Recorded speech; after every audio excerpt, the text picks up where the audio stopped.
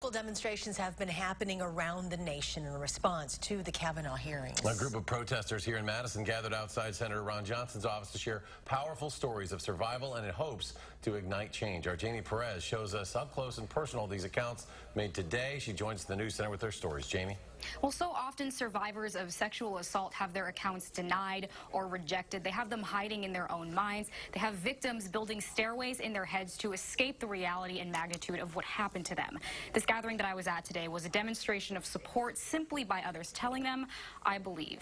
We're gathering in solidarity with survivors. Survivors. It's a word that carries a level of strength. So many of us here are survivors. Loving what they did here today. We are not objects.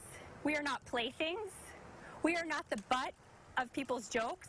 We are humans, and we deserve dignity and respect. But hating why they have to do it. This is not a path to celebrity, and it rarely leads to our abusers being held accountable for their actions. The stories shared. I was afraid of how he would react knowing I had said something. And I woke up and the lights were out, and he was rubbing his penis against my leg. And my pants were off, and I felt paralyzed, and I felt like I couldn't move. And the only thing I could say was, please don't, I'm a virgin.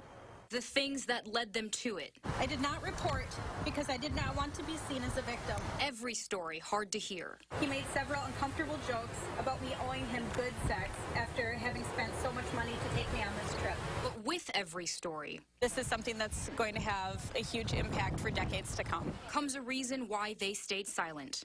We might not want to be labeled as a victim. We might not want to make the situation worse. We may want to forget it ever happened. And it's not just about the victims. Who hasn't been sexually assaulted? A show of hands who hasn't? That's all I want to know. That's all I want to see. Let's get that down on TV. It's about changing history. We believe survivors. We believe survivors. We believe survivors.